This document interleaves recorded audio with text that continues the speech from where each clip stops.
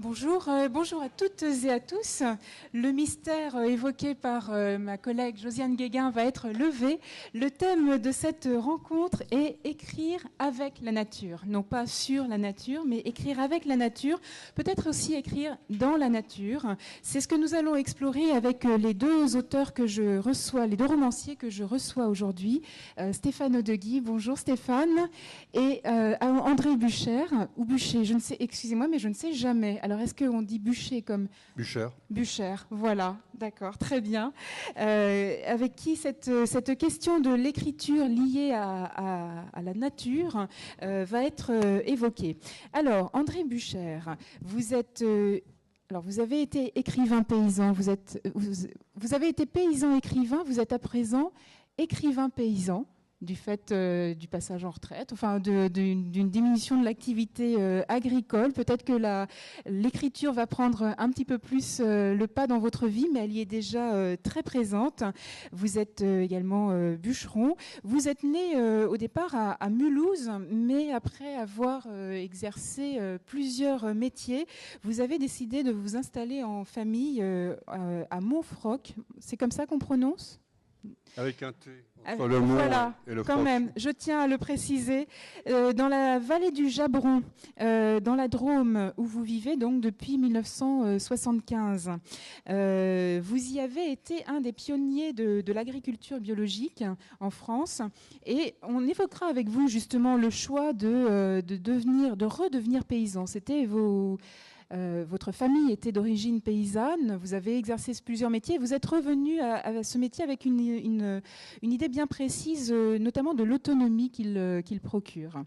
Vous êtes écrivain des grands espaces et on ne s'étonnera pas que vous soyez un lecteur de Jack London, de Jim Harrison, de tous ces écrivains du Montana. On les évoquera également, donc les écrivains américains, mais aussi amérindiens que l'on cite, que l'on connaît peu en France, mais qui vous sont chers à vos lectures. Votre écriture vous mène aussi bien de la poésie que vers le roman, mais c'est d'un essai que nous allons parler aujourd'hui, un essai qui s'appelle À l'écart et qui vient après Pays à vendre, Déneiger le ciel, La cascade au miroir, La fée d'hiver. Je dis la fée d'hiver parce que nous avons eu ce matin une rencontre sur le fait d'hiver. Alors j'ajoute l'article pour préciser les choses, une petite fée d'hiver, La vallée seule, La montagne de la dernière chance, qui sont tout autant de romans qui célèbrent, qui disent, qui peut-être chantent, je ne sais pas, les lieux où vous vivez et qui vous inspirent. À votre côté, Stéphane Odeguy. Bonjour Stéphane. Bonjour. Vous êtes enseignant, vous enseignez l'histoire du cinéma et des arts, quelque part en Hauts-de-Seine, je ne sais pas où précisément, mais plutôt en région parisienne, donc oui. Peut-être un environnement plus urbain que celui d'André Bucher. Où habitez-vous dans les Hauts-de-Seine? C'est une question que je me pose. Je n'habite pas dans les Hauts-de-Seine, j'habite encore plus urbain qu'urbain, on ne fait pas plus urbain. Vous habitez Paris? J'habite boulevard du Temple, donc vous voyez, c'est extrêmement urbain, on ne peut pas faire... Voilà. Il nous reste le ciel. D'accord, très bien. Donc effectivement, un autre environnement. Vous avez publié en 2005 un premier roman, La théorie des nuages, roman mais aussi exploration de toute l'histoire de la découverte de ces nuages, de leur, je ne sais pas si c'est très joli comme mot, de leur catalogage, de leur répertoire, qui ensuite a été suivi de Fils unique, où la nature aussi était peut-être présente alors d'une façon plus diffuse, puisqu'on suivait en fait en creux dans l'œuvre de Jean-Jacques Rousseau la vie de son frère François, dont Jean-Jacques Rousseau donne juste un bref aperçu dans un de ses écrits, et à partir de lequel vous avez tiré un fil pour raconter l'histoire de celui qui semblait être un mauvais garçon.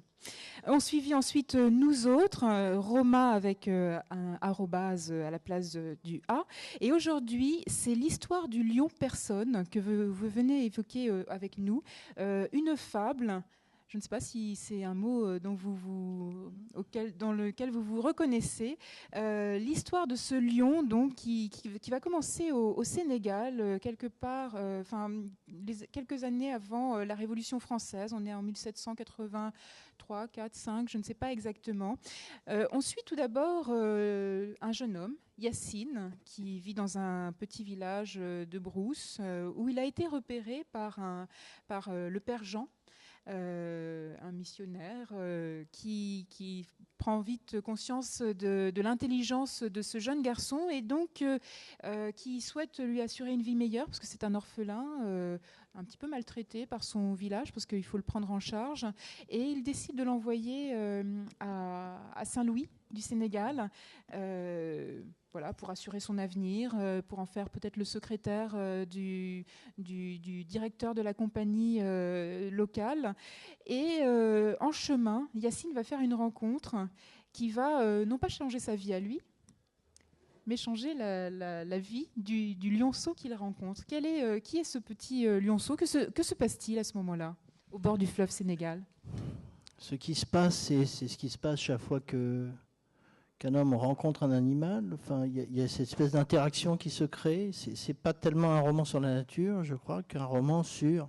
Mais enfin, qu'est-ce que c'est que la nature, sinon un dehors peut-être inconnaissable, mais là, il y a un rapport entre un jeune homme et un lionceau, et le roman va raconter toutes les façons dont ce lion, qui va s'appeler personne, va être mis en rapport avec des êtres humains.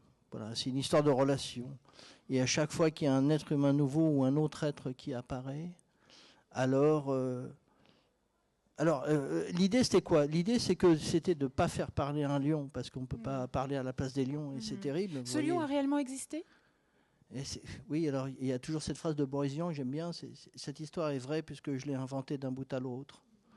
Bon, voilà, donc elle existe puisque vous en parlez. Vous voyez, donc si on est deux, je ne suis pas fou, donc c'est bien.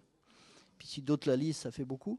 C'est comme Dieu, ça finit par exister à force qu'on en raconte l'histoire. Mais pour répondre à votre question sérieusement, il y a une source d'archives. Enfin, il y a un lion, vous pouvez trouver ça. On peut même trouver sa photo sur Internet. Donc vous voyez, c'est quand même formidable. Enfin, pas sa photo, sa gravure quand même. Mais oui, il existe. Mais je pense que l'idée, c'est de réfléchir sur l'énigme de notre rapport aux animaux.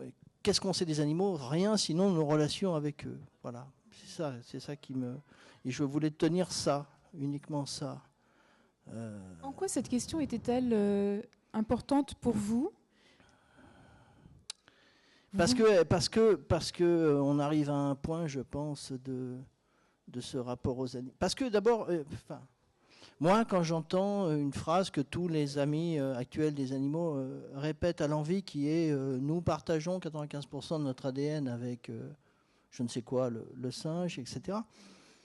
Je suis très frappé par cette affirmation, comme tout le monde. Je sens cette continuité et en même temps, je me dis oui, mais il n'empêche qu'il y a ces 5%, il y a ce gouffre, c'est ce prochain lointain qui m'intéresse. Voilà, c'est ça qui me... Et je pense qu'être dans le rapport avec l'animal, ce n'est pas confondre l'animal avec nous, c'est de maintenir l'animal dans cette espèce d'altérité qui n'est pas réductible. Voilà, c'est ça. C'est pourquoi mon lion s'appelle personne. Il a un nom, mais c'est personne. Alors c'est quelqu'un, mais personne. Et cette énigme-là, je crois qu'il faut respecter ça, il faut respecter cette altérité, quoi. Et alors, on peut généraliser la et dire... respecter sans la nier, donc. Oui, c'est ça, mais sans non plus retomber dans une espèce de niaiserie panthéiste où on serait tous frères avec les animaux. C'est complètement ridicule.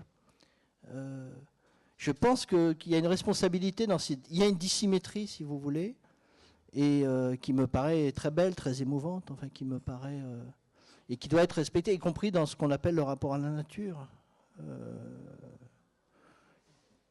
Voilà. C'est ce que vous vouliez explorer. Ouais.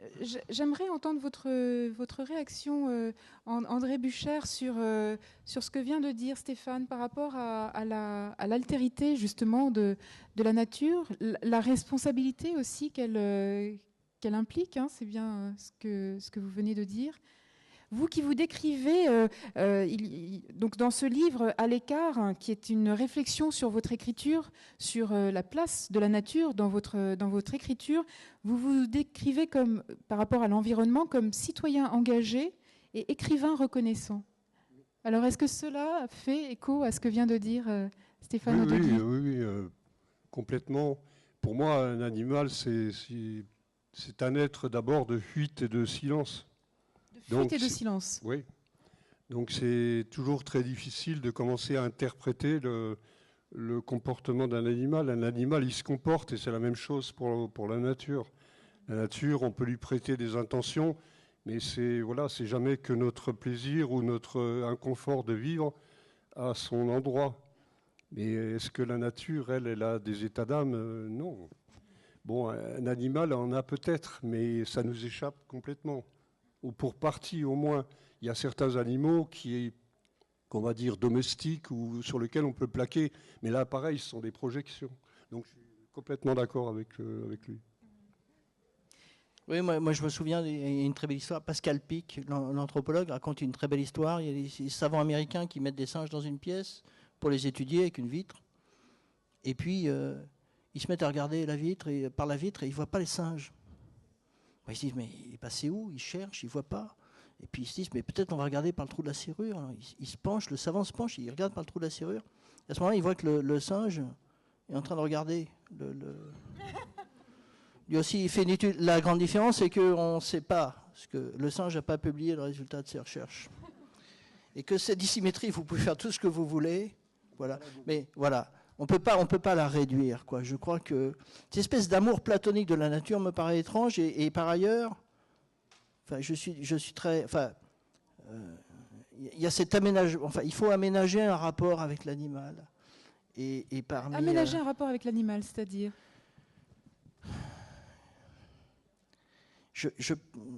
oui, c'est comme il y a quelqu'un vient de faire un livre là-dessus qui s'appelle Les Diplomates, mais comme si on était dans des rapports qu'on était en pourparlers avec la nature et que on peut pas s'imaginer, on ne peut s'imaginer ni l'objectiver totalement, la réifier, la transformer en une chose exploitable, ce qu'on est en train de faire massivement, ni s'imaginer une espèce de rapport, comment dire. Fusionnel avec. Enfin, moi, je suis très frappé dans votre livre, par exemple, quand vous expliquez votre installation, vous parlez d'une retenue d'eau que vous faites. Hein. Vous parlez d'une espèce, c'est ça que j'appelle un aménagement. Alors, en plus, quand vous dites fuite et trace, évidemment, l'écrivain ne peut pas ne pas s'intéresser à un animal ou ne peut pas ne pas s'intéresser à ça parce que c'est un problème sémiologique, un problème de signe, un problème d'interprétation. Et moi, mon problème sur le lion, c'était il ne faut pas faire parler le lion, c'est pas possible. Et il y a une phrase très belle dans le livre, je peux dire qu'elle est très belle dans mon livre, c'est pas moi qui l'ai faite. Hein. C'est une phrase de Wittgenstein, dont on m'a beaucoup fait compliment, et qui était si les lions pouvaient parler, nous ne pourrions pas les comprendre. Voilà. Mais en plus, ils ne parlent pas. J'ai mis cette phrase un peu près au centre du roman, et ensuite, qu'est-ce que ça veut dire que de respecter un lion quand on fait un roman ? Après, on peut faire Disney, hein, mais Disney, c'est pas un lion. Disney, c'est un remake d'Hamlet. Le Roi Lion, c'est un remake d'Hamlet. C'est pas compliqué. Ça ne concerne pas l'animal. Quand on veut, alors on est obligé de rentrer dans les traces. Et donc, du coup, ce lion m'a intéressé dans l'histoire. C'est là que je l'ai trouvé comme archive. Parce que je me suis aperçu que ce lion-là, dont je raconte l'histoire dans le roman, a été ami avec un chien. Il a eu un chien pour meilleur ami. C'est formidable parce que cette fois-ci, la question... Vous savez, les débats philosophiques très abstraits sur les animaux, c'est pas très intéressant. Est-ce qu'ils ont une âme, etc. Je ne sais pas. Ça, on ne sait pas. Mais s'ils sont capables d'amitié, si vous considérez des relations, les relations que nous avons ou qu'ils ont entre eux, et à ce moment-là entre deux espèces, là ça devient assez fabuleux. Et ce lion, ça lui est arrivé. Et c'est pour ça d'ailleurs qu'il est devenu célèbre en son temps. Parce qu'évidemment, quelle est la grande passion, je dirais presque philosophique ou idéologique de la Révolution française ? C'est l'amitié. Parce qu'évidemment, c'est le rapport d'égalité, c'est pas les rapports... Donc voilà, il y a plein de choses. Et l'autre chose, c'est qu'évidemment, si j'ai appelé le roman Histoire d'une longue personne, c'est parce que d'habitude, les animaux ne sont pas sujets de l'histoire. Ils ne sont pas sujets de l'histoire. Ils ne font pas l'histoire, on n'en raconte pas l'histoire.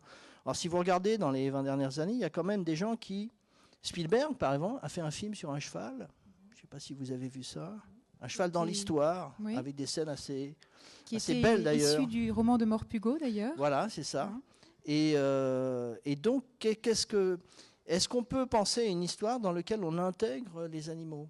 Alors, beaucoup d'historiens font ça depuis quelques années quand même. Et moi, je me suis dit, voilà, est-ce qu'on peut faire une fiction où le personnage principal, pour une fois, dans la Révolution française, serait un lion? Et ceux qui arrivent au lion. Alors, je n'ai pas choisi le lion par hasard, évidemment, parce que si vous racontez l'histoire d'un lion qui est né en 87 et qui meurt en 96, je parle de 1787 jusqu'à 96, ce lion naît sous la monarchie et il meurt dans un autre régime. Oui. Or, évidemment, il change de statut. Est-il représentant du tyran, notamment quand il arrive en France, puisque c'est le roi des animaux, ou a-t-il subi la tyrannie des hommes? Alors moi, je suis allé visiter le zoo de Vincennes il n'y a pas longtemps. J'ai écrit un article là-dessus dans La Croix. C'était très drôle. Il y a un lion au zoo de Vincennes.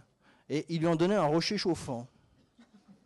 Il y a un rocher chauffant, ok? Et il y a marqué, je vous jure que c'est vrai, Sa Majesté le lion, le rocher est pour lui. Alors je me tourne vers l'enclos et qu'est-ce que je vois? Il y avait 10 lionnes et un lion. Mais le texte de l'humain notait Sa Majesté le lion, le rocher est pour lui. Je me tourne vers l'enclos, je me dis, c'est quand même... Et le drôle, le truc marrant dans cette affaire, c'est que le lion a été chassé par les lionnes du rocher. Toutes les lionnes étaient sur le rocher chauffant et lui se caillait un peu plus loin. Ce qui prouve, si besoin était, que, vous voyez, c'est marrant, la fantasmatique. C'est un zoo qui perdure donc. Mais c'est un zoo qui a été refait il y a 2 ans. Je ne vous parle pas de 1800. Mais c'est inévitable. Je pense que l'humanité, en plus, évidemment, projette des sentiments pratiquement totémiques sur les animaux et que les enfants font ça. C'est pour ça. Quand je dis que le roi lion, c'est Hamlet, pour les enfants, c'est très important, Hamlet. Hein. On a perdu son père, qu'est-ce qu'on fait? Bon, enfin, voilà. Très intéressant. Mais c'est de la projection. Et ce pauvre lion, voilà, il se caille. Et ce pauvre lion personne, il est en proie au désarroi aussi, car il a été, il est à mi-chemin presque dans votre roman. Il est à la fois celui qu'on a sorti de la savane et qui ne peut pas y retourner puisqu'il est porteur de l'odeur des humains et qu'il ne sait pas se débrouiller puisque dans la maison du directeur de la compagnie, non pas des Indes orientales, mais du Sénégal, on lui donne à manger de la viande toute faite. Enfin, il n'a plus besoin de tuer, il n'a jamais été confronté à la mort.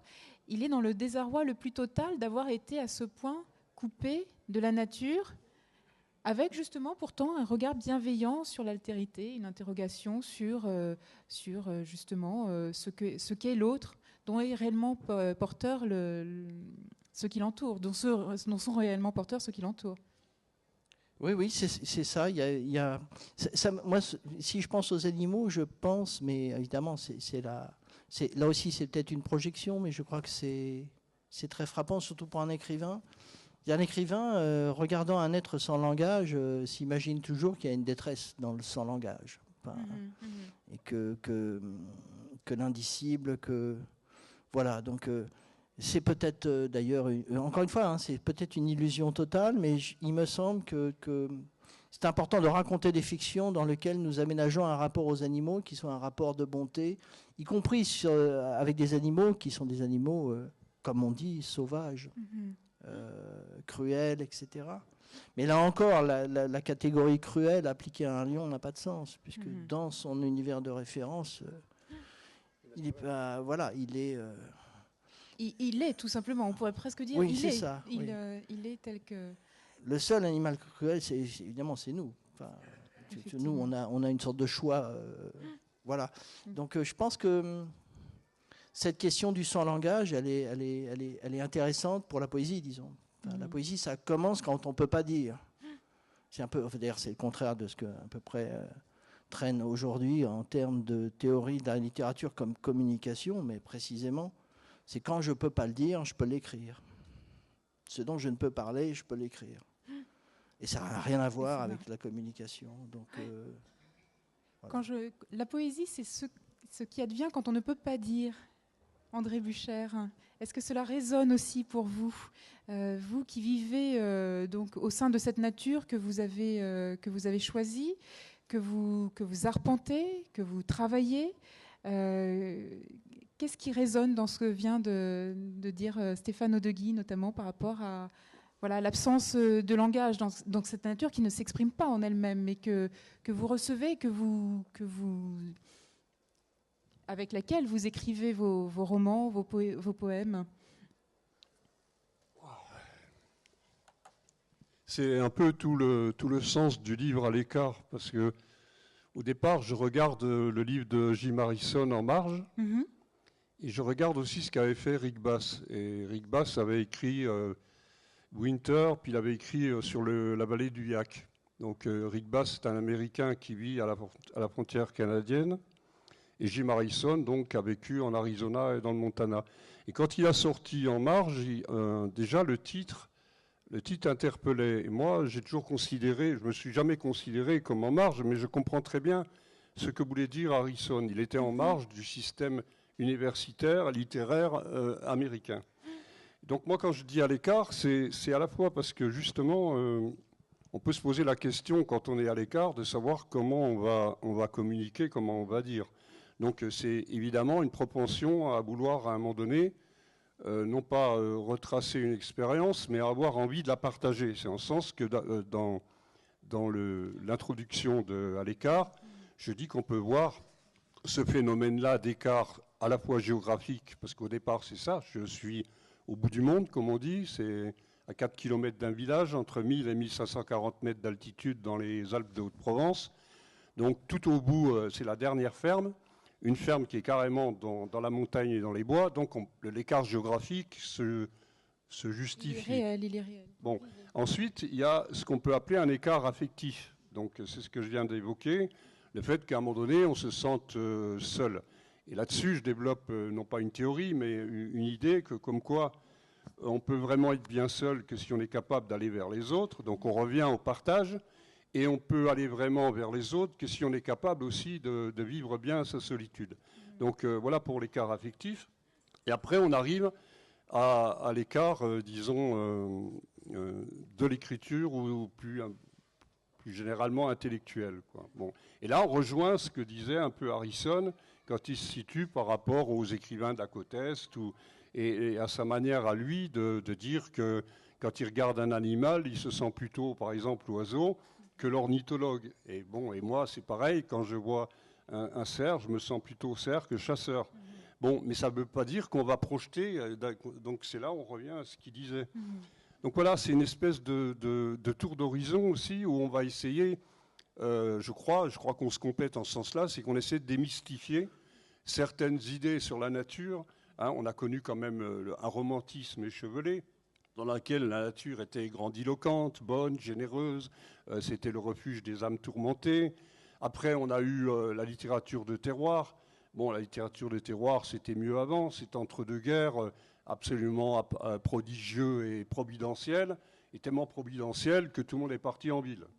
Hein, 90% des gens sont en ville. Alors évidemment, pendant un certain temps, j'ai rien contre cette littérature-là. Hein, il y a des fois où c'est bien rendu avec le contexte historique. C'est pas ça que je veux dire. Mais réfléchissons 2 minutes.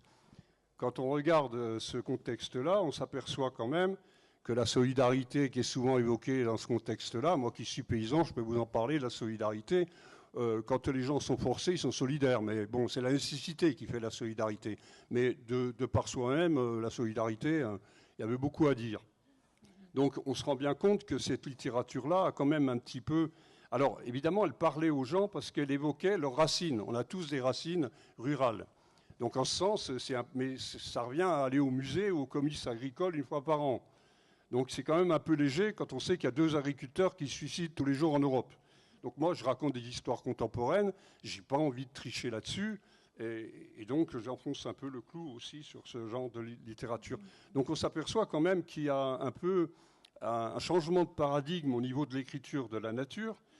Actuellement, on est en train de mettre en place, je crois, la manière dont cette nature interagit sur nous et la manière dont nous, et c'est d'autant plus d'actualité vu ce qu'on connaît du point de vue climatique, du point de vue environnemental, et la façon dont nous, on altère ou non, ou on agit sur cette nature. Donc c'est cette confrontation-là qui est intéressante à explorer. Effectivement. Vous explorez aussi ce que le fait, là encore, de vivre dans cette nature, de la travailler, vous apporte, notamment au niveau du rythme des saisons, les saisons qui sont propices à l'écriture, celles qui ne le sont pas. La réalité, effectivement, concrète, encore une fois, de travailler la nature et de ne pas pouvoir tricher justement dans vos écrits par la suite, de ne pas la mythifier, de ne pas l'enjoliver, de ne pas non plus être dans le rhapsodique, comme vous dites, pour une certaine littérature américaine qui peut être encense plus que de raison. Voilà, cette présence au cœur de la nature, elle nourrit, elle irrigue même votre travail. Je n'ai pas trop le choix, en fait. C'est à la fois un avantage et un handicap du point de vue de l'écriture, puisque vu que j'ai nourri ma famille, que j'ai vécu de l'agriculture d'abord, en fait, mon premier livre, il a vu le jour en 2002, et j'ai pris ma retraite, entre guillemets, en 2007. La retraite d'un paysan, c'est un gag. Mon fils a repris ma ferme, je suis devenu l'emploi jeune de mon fils, comme j'ai dit, à la grande librairie. Et par conséquent, et en plus, c'est pas seulement... Parce que voilà, sur cet endroit, il y a 1500 hectares de montagne, on a 240 hectares en titre, il y a 180 hectares de bois, dont 35 hectares qu'on a reboisés, 27 000 arbres. Donc vous voyez un peu, il y a du travail pour un siècle. Donc il n'y a pas que l'aspect productif sur lequel j'épaule mon fils, mais il y a aussi tout l'entretien de ce qu'on appelle un patrimoine. Il y a un lac à côté, enfin un lac, un gros étang avec du poisson, donc des pistes qui ont été privées, qui ont été mises dans le cadre de la lutte contre l'incendie, donc... comme au service public, à disposition donc des pouvoirs publics. C'est pareil pour la retenue d'eau en cas d'incendie qui sert de réservoir. Donc vous voyez, donc moi, c'est à la fois un avantage dans la mesure où premièrement, ça ne m'empêche pas quand même de gamberger et de noter. Et ce qui est intéressant, c'est que nous, les écrivains, on a toujours tendance à penser que si on note, c'est un peu comme le jaillissement d'une source, ça peut être que frais, limpide et joli. En fait, quand ça a pris 6 mois dans la figure, c'est pas forcément toujours aussi frais et limpide et joli. Donc ça, c'est un avantage, parce que ça vous donne du recul sur les choses qui vous ont traversé pendant toute l'année. Et en même temps, c'est un inconvénient, parce qu'évidemment, il y a la pression, et puis il y a le fait que vous vous interdisez d'écrire pendant la bonne saison. Même maintenant, je suis en retraite, mais en fait, ça ne veut rien dire. Et puis la retraite agricole, je ne vous fais pas de dessin. Donc c'est vrai que les livres sont arrivés bien à point, mais finalement, de mars à octobre, je suis avec mon fils, c'est quasiment ça, et les déplacements, vu que j'en fais quand même 60 à 80, je suis quand même pas mal sollicité par an. Donc vous voyez que pour moi, ça n'a rien changé. Je suis toujours au taquet, comme on dit, je suis toujours à fond la caisse. Il faut croire que j'aime ça, mais bon, voilà. Voilà. Le seul changement que vous nous indiquiez, c'est que vous êtes devenu, vous étiez paysan écrivain et que vous êtes maintenant écrivain paysan. J'aime beaucoup cette formule, ce petit retournement effectivement qui a été le vôtre. Pour ce qui est de vos inspirations, on a déjà évoqué quelques écrivains américains. Lorsque vous décrivez votre installation dans la vallée du Jabron, on sent vraiment ce que vous appelez votre attachement au pays du grand ciel, cette zone entre Montana, Wyoming et Idaho, qui vous amène un peu à confondre lieu réel et imaginaire. Ce Jabron, pour vous, il a vraiment des accents d'Amérique, voilà, de cette Amérique du grand ciel, aux confins du Canada, et qui va vous aider à recréer en quelque sorte votre environnement, donc qui est toujours évoqué tel qu'il est, mais peut-être sublimé ou porté à l'universel par justement cette résonance avec cette dimension américaine. J'aimerais que vous nous expliquiez, par exemple, ce que vous faites des ours et la façon dont vous créez des lacs dans votre Jabron. Ça fait beaucoup de choses. Comment on recrée en fait ce paysage comment on passe de l'imaginaire à... On va essayer de prendre les choses par un bout. Quand je dis que c'est un petit Montana, bon, évidemment, le gigantisme en moins. Montana, c'est grand comme la France. Bon, maintenant, il y a cette idée répandue chez les intellectuels, la critique, l'intelligentsia, entre guillemets, française, qu'il n'y a pas de grands espaces en France. Et bon, c'est pour ça que les écrits américains avaient tant de résonance et qu'ils ont eu, d'ailleurs, autant d'impact chez les lecteurs. Et c'est pour ça que là aussi, je cherche à démystifier, parce que rien n'est jamais anodin dans le fait culturel. Et le fait qu'on est... Bon, tant mieux pour eux, pour Rick Bass, pour Jim Harrison, pour des gens comme Ron Rash, Craig Johnson, par exemple, les gens qui faisaient du polar et qui ont déplacé le cursus du polar urbain dans les montagnes du Wyoming et des Appalaches. C'est une variante de ce qu'on appelle l'écriture de la nature, le nature writing aux États-Unis. En France, on n'est pas nombreux, il n'y a pas vraiment... il commence à y avoir l'écho poétique qui fait sens, mais aux États-Unis, c'est l'écho critique. Et vous avez les écrivains amérindiens, donc les Américains d'origine, ceux qui ont été victimes d'un génocide, dont on parle. Finalement, on commence à parler, parce que des gens comme moi et d'autres Français, depuis 15 ans, militent pour dire Louise Erdrich, elle est une des plus grandes écrivaines avec Toni Morrison, actuelle, et donc on pousse à la roue pour faire connaître, et Harrison, il faut lui rendre justice, à parler de ce peuple et à parler des écrivains amérindiens. Mais la plupart des gens, ils ne les voient pas à la télé, ces écrivains amérindiens, et donc quelque part, ils ne les connaissent pas. Donc il faut se secouer les bretelles pour essayer de quand même sortir des cadres culturels dans lesquels on est enfoncé et aller voir d'un peu plus près. Donc voilà le travail qui est aussi envisagé dans À l'écart. Et le parallèle se fait avec le pays donc, de ma vallée du Jabron, il faut quand même situer. On dit qu'il n'y a pas de grands espaces en France, je suis désolé, dans les Pyrénées, dans mon quartier, dans la Creuse, du côté d'Aurillac, dans le Massif central, le plateau de Millevaches, il y a des grands espaces. Bien, après, donc on revient à la question, c'est jamais qu'une question d'échelle. Bon, d'accord, c'est pas la même grandeur que les États-Unis, mais qu'est-ce qu'on s'en fout pour l'imaginaire? L'imaginaire, on peut faire, avec une table, on peut faire un océan, si on le regarde bien.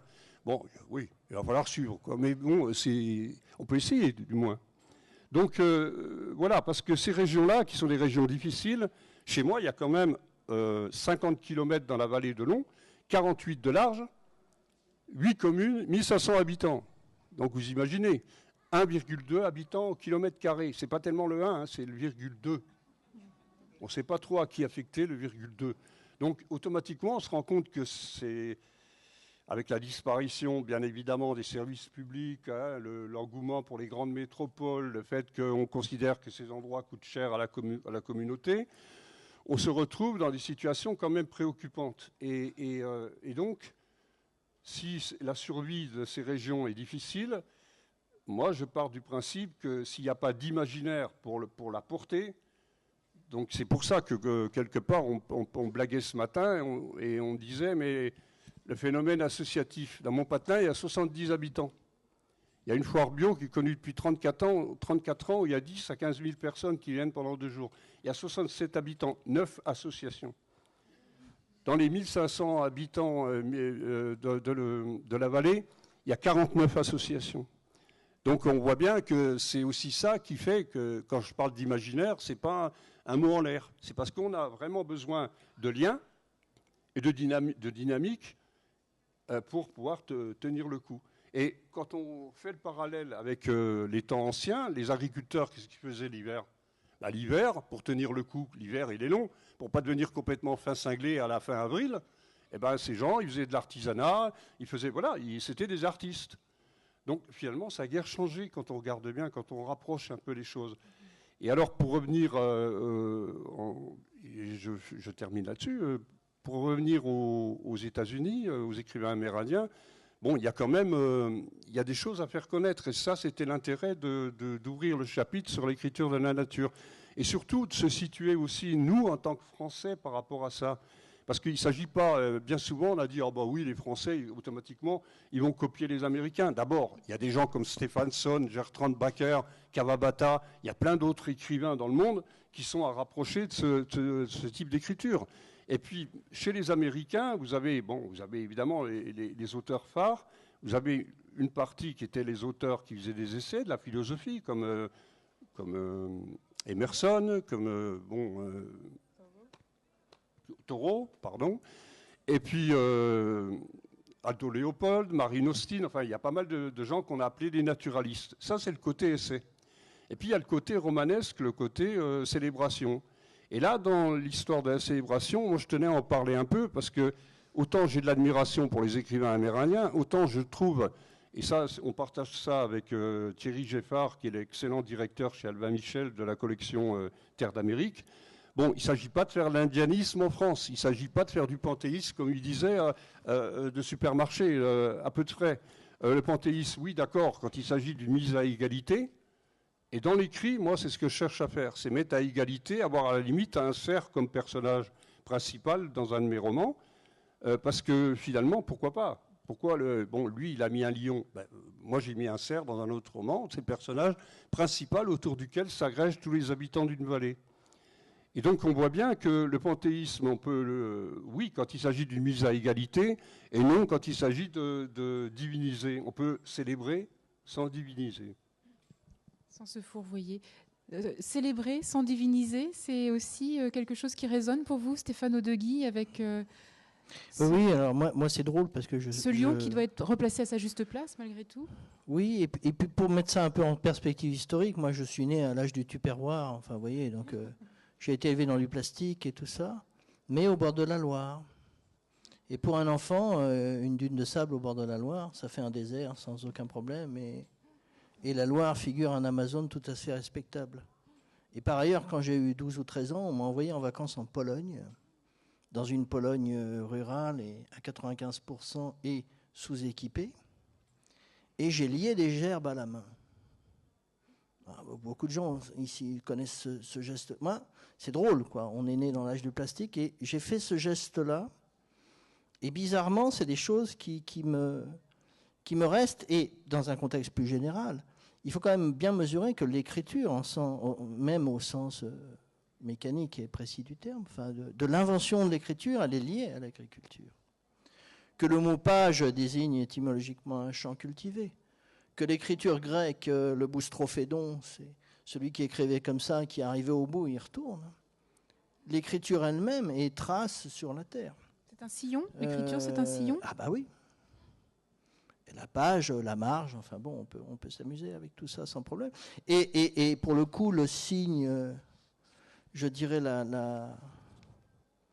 les pattes de mouche qu'on fait sur les pages au stylo ou maintenant sur les écrans, mais c'est pas. Il y a volonté aussi d'une sémiologie, enfin de faire signe, enfin etc. Donc moi c'est marrant parce que je suis indécrotablement urbain. Mais tous mes romans, ça ne veut pas dire...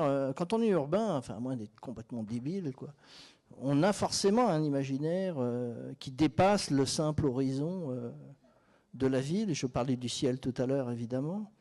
Mais voilà, le fait majeur de la société actuellement, c'est évidemment l'urbanisation massive.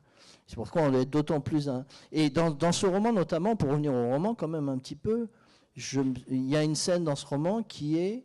que le lion qui est ramené au Havre, on le fait traverser la ville de Louviers au XVIIIe siècle. Et Louviers au XVIIIe siècle, c'est la ville où les machines textiles ont été mises en route. Et le lion a peur. Voilà. Il sait bien que dans le cliquetis des machines industrielles, il y a quelque chose qu'on n'a jamais entendu et qui est plus terrifiant qu'un lion. Donc j'aimais bien cette image-là. Et on en est là. Voilà. On en est là, c'est-à-dire On en est là dans cette espèce de puissance technique qui peut anéantir, quoi. Voilà. On en est là depuis 1945. On en est là. Moi, j'ai fait mon premier roman parler d'Hiroshima, mais pour des raisons. Hiroshima était une espèce d'explosion dont la puissance égalait certaines éruptions volcaniques. Enfin, là, on était dans cette espèce de démence, de la démesure de la puissance technique. Et je pense que quand je dis négociation, c'est enfin voilà, c'est ça la décroissance aussi, c'est ça. Renégocier un rapport à la nature qui soit pas uniquement de prédation. Et dans cette histoire-là, le passage de 87 à 89, dans l'histoire des... Au fond, si vous voulez, ce qui m'intéressait dans l'histoire du lion personne, c'est que c'est un lion qui a commencé au Sénégal en tant que lion sauvage. Il passe à Versailles, il devient le lion du roi. Évidemment, le roi veut un animal d'apparat qui ne serve à rien, et c'est parce que le lion ne sert à rien qu'il célèbre la puissance du roi, c'est en tant qu'il est exotique. Et ce même lion passe à la ménagerie du Jardin des Plantes, c'est-à-dire du côté de la République, Jardin national, et à ce moment-là, il faut qu'il serve à quelque chose. C'est ce qui est étrange. Et on lui donne un nom latin, on l'appelle Félix Léo cette fois-ci. Et là, le lion, on entre dans un autre rapport avec l'animal. Et un rapport où il a fallu qu'on le mette en cage pour comprendre qu'il ne fallait pas le mettre en cage. Enfin, c'est le paradoxe du zoo. Je remarque d'ailleurs que le dernier zoo de Vincennes feint de ne pas enfermer les animaux. Il y a une espèce de fantasme formidable à Vincennes où on se promène, quoi, voilà. Et là aussi, encore une fois, c'est une illusion qu'il faut combattre. Et donc voilà. Une illusion qu'il faut combattre, effectivement, et je pense que vous serez d'accord, André Bucher, vous qui expliquez aussi que le sentiment de la nature peut être rompu dans la distraction. C'est un des passages de votre livre, notamment par rapport au loup. Je ne sais pas si vous vous souvenez de ce passage où, je vais essayer de vous le retrouver, le sentiment de nature vu sous l'angle de la distraction, donc par exemple au zoo de Vincennes, tout simplement, du simple loisir est discutable tant il a souvent cours là où l'équilibre est rompu. Je vous cite. Donc, oui, le on loup. ne va pas parler du loup. Hein. Non, parce que ça vaut quelques belles pages dans votre livre. Sinon, on est là encore ce soir. Hein. Oui, justement, le loup est très présent et avec une problématique effectivement intéressante sur sa présence souhaitée ou pas et ce qu'il implique dans la nature justement et dans le rapport que l'on tisse avec elle. Alors peut-être qu'il y a des questions par rapport à tout ce qui vient d'être dit très densément par nos deux écrivains. Écrire avec la nature. Nous avons essayé d'approcher ce thème, écrire au sein de la nature aussi. Peut-être que cela suscite quelques réflexions ou questions. Et si ce n'est pas le cas... Allez-y, hein, vous gênez pas, parce que sinon on a l'impression d'avoir affaire à des sourds-muets, là. Non, ils ne sont pas du tout sourds-muets, mais je crois que beaucoup de choses ont été dites dans cette table ronde, qui d'ailleurs touche à sa fin. Peut-être que pour terminer, je vais vous demander, André Bucher, de nous lire un très court texte qui figure à la suite à la fin de votre essai, à l'écart, et qui est consacré aux oiseaux. Donc on va laisser, si vous le voulez bien, Stéphane Odeguy, le dernier mot aux oiseaux, et ce sera une jolie façon de se quitter. Je vous laisse lire ce passage, non ? Des questions ? Ah, madame ? C'était surtout une réflexion. Une réflexion quand vous avez parlé de la vallée du Jabron, que je ne connais pas, mais figurez-vous que j'avais eu l'occasion de regarder sur Internet parce que j'ai une jeune femme qui voulait y aller. Et j'avais regardé par hasard et après j'ai vu que vous veniez ici. Et la vallée du Jabron est venue à vous. Ouais, c'est incroyable. Et alors en fait, à travers ce que vous avez expliqué de cette désertification, qui n'est pas que dans la vallée du Jabron, non. Justement, je me dis qu'il faut absolument, et c'est là l'équilibre de l'homme et de la nature. C'est-à-dire si l'homme disparaissait complètement de certaines zones d'une France qui n'est quand même pas si grande que cela, la nature elle-même deviendrait peut-être un peu fofolle. Donc il y a un équilibre à trouver entre la présence de l'homme et la nature, sans que l'un détruise complètement l'autre. Et que, enfin, vous voyez ce que je veux dire, quoi. Ah oui. Et à travers ce que vous avez dit, j'ai ressenti ça. Voilà. Très bien. Il n'y a pas grand-chose à ajouter. Non, hein. Je crois qu'effectivement, vous avez bien saisi le propos d'André Bucher et qui est celui de Stéphane Odeguy, effectivement, cette notion d'équilibre à trouver. Est-ce qu'il y a d'autres interventions dans la salle ? Vous avez vu, on a un micro, donc on peut vous le donner si vous souhaitez intervenir. Eh bien, si ce n'est pas... Oui, madame ? Oui, quand vous dites que vous plantez des arbres, est-ce que vous sentez dans la lignée de cet homme dont Giono a fait un très beau récit ? Ouh là là. Si on parle de Giono et du loup, ça va... Non, je parle des arbres. Succinctement, Jean Giono, il a écrit un livre qui est magnifique d'un point de vue pédagogique, notamment pour les enfants, pour inciter à cet éveil. Et bon, sorti de là, essayez donc de planter des glands avec une canne à bout ferré et de faire une montagne en 25 ans. Je vous invite à en reparler dans 40 ans. Bon, c'est Giono, ça. Giono a toujours été un inventeur, un grand conteur, un conteur épique. Et bon, l'histoire est belle. Mais voilà, moi j'ai planté 30 000 arbres. Je peux vous dire que j'ai mis 2 ans à les planter et avec des moyens quand même un peu techniques. Et donc, c'est pas du tout le même propos. Alors bon, la comparaison donc ne s'y est pas. C'est 2 choses différentes. Il y a une chose où on est dans la littérature, puis il y a une chose où on est d'abord dans l'arboriculture et après dans la littérature. Parce que ce qui s'est passé, c'est qu'on a été les premiers en France à refuser, parce qu'on était 4 pour planter ces 30 000 arbres pendant 2 ans, on a été les premiers à refuser de déboiser pour boiser. Donc là où des arbres avaient mis un siècle à pousser, qu'on foutait en l'air pour gagner un peu de fric et replanter quoi? Du pin noir qui allait fermer l'horizon. Donc moi j'ai planté des pins noirs que là où j'avais pas le choix, à 1400 mètres, et des cèdres. Pas de mélèze parce que c'était trop calcaire, pas assez acide. Mais sinon, j'ai bagarré pour planter des feuillus et en 84, j'ai dit, vous savez, une forêt, c'est comme une société, ça doit être métissé. Je vous laisse juge de ce que ça voulait dire en 84 et de ce que ça veut dire à l'heure actuelle. Donc, vous voyez, on n'est pas du tout dans la même sphère, là. Bon, la sphère intellectuelle, la sphère littéraire, elle est bien quand elle a un rejaillissement et une possibilité d'identification et que quelque part elle ouvre, le chemin est ouvert. Mais quand on ne fait qu'alimenter l'esprit et que ça ne débouche pas forcément sur d'autres pratiques, moi je suis un peu plus sceptique. Alors, est-ce qu'il y a une autre intervention? Et dans ce cas, ce sera la dernière. Non. Eh bien, dans ce cas, il ne me reste plus qu'à vous remercier l'un et l'autre. Là, nous sommes malheureusement un peu juste pour un moment de lecture, mais je vous invite... Merci à vous. Je vous invite. Je vous invite à découvrir donc les 2 ouvrages dont nous venons de parler au sein de la librairie. Donc André Bucher, À l'écart, c'est aux éditions Le Mot et le Reste. Je crois qu'on trouve également sur votre stand La Vallée seule et La montagne de la dernière chance, ainsi que La Fée d'hiver. Et de vous, Stéphane Deguy, L'histoire du lion personne est paru aux éditions du Seuil. On le retrouve également sur votre stand, avec notamment la théorie des nuages et Fils unique qui sont plus directement reliés. Merci à tous les deux. Merci à vous de votre écoute. Et dans quelques instants, Dominique Manotti et Frédéric Paulin pour une autre rencontre.